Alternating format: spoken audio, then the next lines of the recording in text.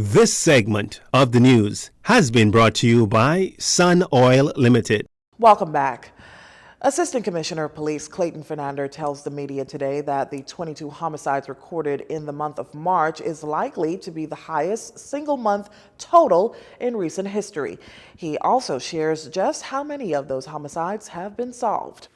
We have noticed this spike with respect to homicides, which began the last week in February and which continue on into the entire month of March and right into the first week in April. In the month of March, we recorded a total of 22 murders. I think that is one of the highest months ever in the history, 22 murders. But I'm pleased to say at this time that out of the 22 in March, we have solved 11 of those matters, which is before the court at this time. Assistant Commissioner Fernander also notes that of the 22 homicide victims in the month of March, 4 of them were out on bail for murder or other violent crimes. He added that of the persons arrested and tried with those crimes, 3 of those individuals were also out on bail for similar crimes. Additionally, Fernander makes this heartfelt plea to gang members and the family of gang members to work with police to stem the tides of this gruesome gang war. Sometimes parents wonder, why the police locking up my son every other weekend? Because based on our intel, we are trying to keep them alive. Because we know individuals and they are not loyal to each other. This gang will pimp this one off. That's why you wonder how they are so on target. On target with these individuals. You all see the footage making its round on social media and how it is well planned. You could see based on the footage and mapped out. And it's clear. So they are not loyal to each other and they are tit for tat with each other. So this is what we are up against. With individuals, and we speak to them over and over. We bring them in, family members. Look at the recent matters. Did you hear any lot of cry out by members of the recent, a number of those recent shootings? But we want to encourage them to please, whatever information that you may have, to please come to us. We have family meetings. And we always encourage family members to speak up. Let us try to save your loved one or save another. ACP Fernander maintains that police will remain steadfast in their efforts to curb the spike in homicides across the capital. He says this much at the weekly press briefing at the Office of the Prime Minister. And the Public Managers Union has voted in favor of conducting a strike. We learned this much yesterday from the union's president, Cassandra Cartwright-Lewis, who told our news team that the results were overwhelmingly successful. No word yet on exactly how those figures stacked up as yet, as she says they're waiting on results to be tallied in the Family Islands. I am very, very ecstatic.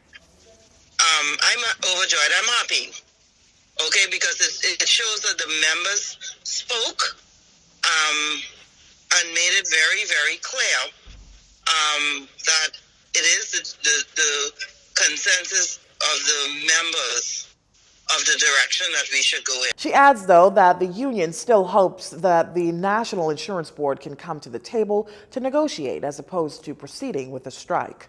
That's not my mode of operandi. I prefer sitting down to the table, negotiating, discussing, coming to an agreement, as opposed to being in the street. Why do we have to get to this point for you to understand or to send a message that we need to resolve it? Ordinary Bahamians, why do we ordinary Bahamians have to always fight for everything that we want or that we should should be getting. Why? While others could just come in and get whatever they want. Something has to be fundamentally wrong with that. Now, things came to a head a week ago when the union president told our news team that NIB rescinded previous negotiations, sending them back to square one at the negotiation table. The main bone of contention was and has always been financial matters within the industrial agreement. Cartwright Lewis at that time said that NIB indicated that it doesn't want to continue with a 5-year industrial agreement. Instead, it wants to continue with 2 3-year agreements. She added that the first 3-year agreement would include no financial remunerations, and NIB will consider where both parties go for the second 3-year period, which begins next year. That means for the years 2020, 2021, and 2022, the National Insurance Board isn't looking at any financial remunerations. Negotiations between the National Insurance Board and the PMU have been ongoing for 27 months. And this Friday, members of the Union of Tertiary Educators of the Bahamas are set to head to the polls to elect a new executive team. JCN's news team learning as much from incumbent President Daniel Thompson, who is expected to be returned unopposed. In an exclusive interview with our news team, Mr. Thompson on Wednesday said he was proud that there is no infighting heading into the elections, which he contends is a good example for other unions on how to conduct elections without animosity.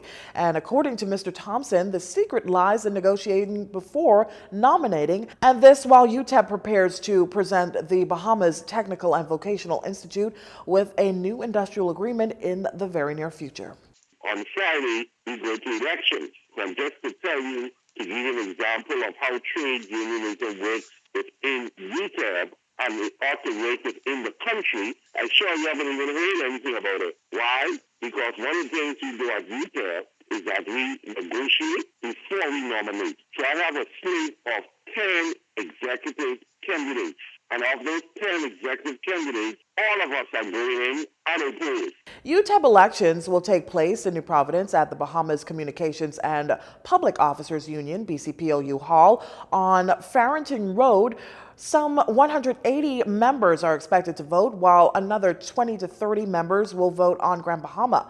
Mr. Thompson says he is proud of the new executive team that will have 5 new members, including the candidate for vice president, assistant professor at the University of the Bahamas, Nurse Terry Roll, and treasurer, 30-year-old Williamston Gustav, who holds a PhD in biology. What is interesting in that slate is that we have some young professionals in their 30s, PhDs, who are committed to embrace the whole philosophy of trade unionism, of collective bargaining. So there's some young guys and some young girls in that, and so it makes the future of trade unionism in the country and in Pacific UTEP is pretty bright. Mr. Thompson says since their protests outside the entrance of BTVI in September 2021, UTEP has been officially recognized as the bargaining agent for faculty and staff at the Technical College, something BTVI fought against. According to Mr. Thompson, UTEP is in the process of preparing an industrial agreement that will be presented to the administration at BTVI in the coming days. Mr. Thompson says there has been some dialogue between the union and BTVI as it relates to the industrial agreement. He sees this as a positive sign that they will be able to reach an industrial agreement that can work for faculty and staff as well as the administration. And World Health Day 2022 is observed today, April 7th, under the theme, Our Health in the Face of the COVID-19 Pandemic, a Polluted Planet, and an Increasing Incidence of Diseases. Director of the Pan American Health Organization, Dr. Carissa Etienne, had a few words to commemorate this day and some advice for the public. While the COVID-19 pandemic has had a devastating effect on society, we must also deal with the health effects of pollution, the threat from the climate crisis, the rising incidence of mosquito-borne diseases, and the systems that produce unhealthy foods and drive a wave of obesity while generating greenhouse emissions. On World Health Day and throughout the year, we ask people to take what action that they can to reduce their energy use, to use public transportation, and to avoid highly processed foods and beverages. The PAHO director stressing that while we may have survived the pandemic, we still see 7 million preventable deaths and most lost years of good health due to air pollution worldwide. So everything that we can do to reduce pollution is going to be important. For instance, walk or pedal to work at least one day a week. Choose public transportation where available. If you have a choice, change to a renewable energy provider and lower your energy use. Buy fresh groceries from local producers and avoid highly processed foods and beverages, particularly sugar-sweetened beverages. Just remember that tobacco is a killer and a polluter.